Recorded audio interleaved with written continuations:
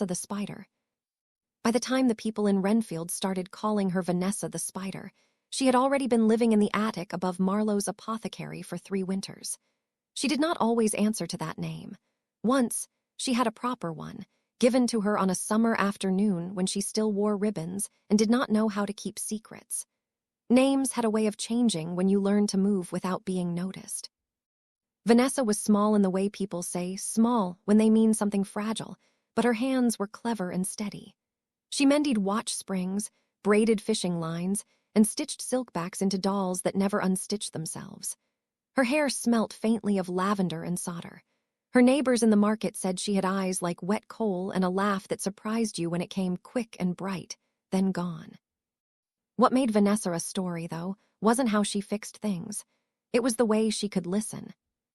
Every night, long after the lanterns guttered and the last customer left, Vanessa would climb into the attic and string threads, not the coarse hemp of sailors, but filaments so fine they could carry a whisper. She fastened them between rafters and across old trunks, winding them into a web plane where the attic's shadows caught conversations like moths. People thought their words disappeared into the dark. She collected them, catalogued them with a careful thumb and a patient ear. Jealousies, confessions, promises. The world spilled secrets. Vanessa kept them.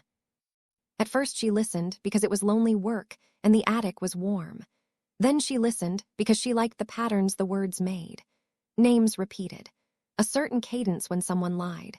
A shiver that traveled a particular route when someone told of a loved one lost at sea. She taught herself to read those vibrations like Braille, to follow the tremor of truth along a single silken strand. Secrets, she discovered, were like threads. A single lie frayed into trouble, a withheld kindness tangled into sorrow. Vanessa began cautiously to pull.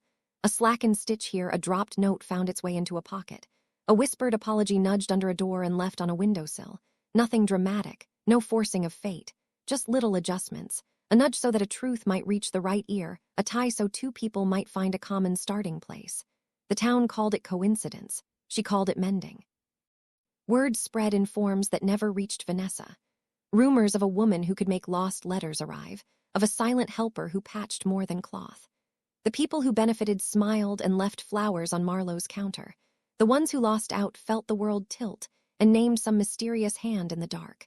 When a barn collapsed in the spring after the roof had been weakened by rot, it was said a spider had woven extra beams into the rafters.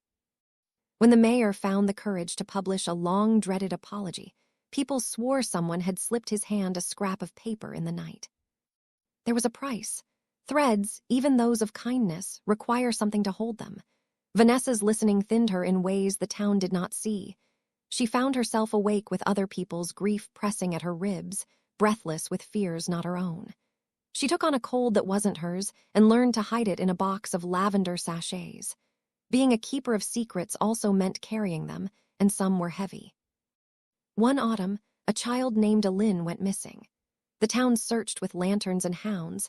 They called the constable and rang the old bell on the hill. Vanessa sat in her attic and watched the web pick up a new, frantic vibration. A small voice calling in uneven patterns, threaded between 2 alleys and caught under the weir.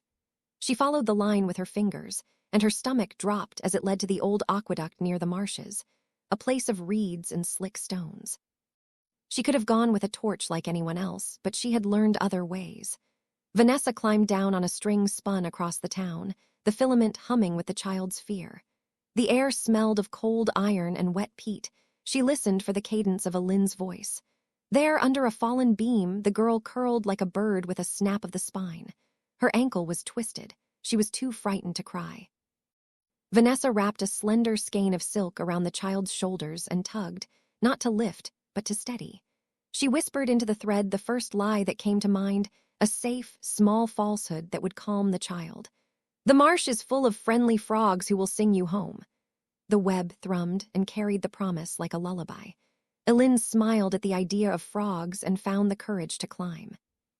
When they returned, people wept and praised the constable and the dogs. A few whispered about a shadow on the roof.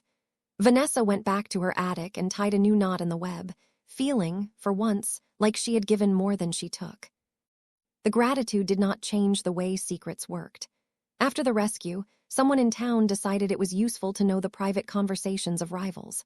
They set a small trap, a string of cheap twine, baited with gossip sweet as rotten apples.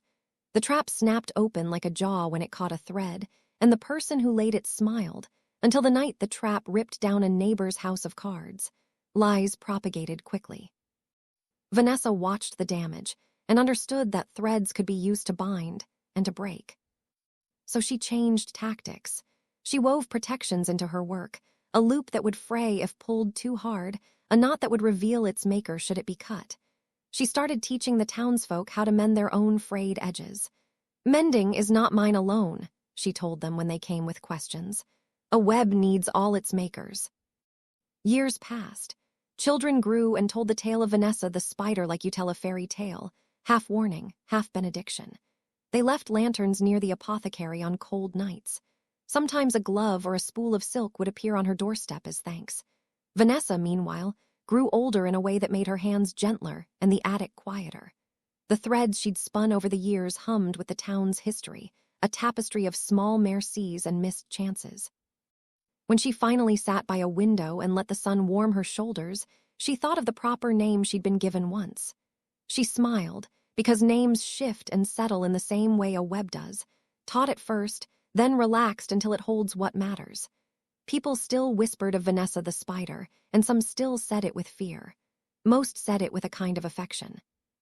She had learned the simplest truth. The world is full of threads, and not all of them are meant to tangle. Some are there so you can find your way back when you are lost. Outside, a child laughed and chased a paper kite. Somewhere in the rafters, her web trembled, a new pattern forming. And Vanessa, who had always been better at listening than speaking, tightened a knot and hummed gently along.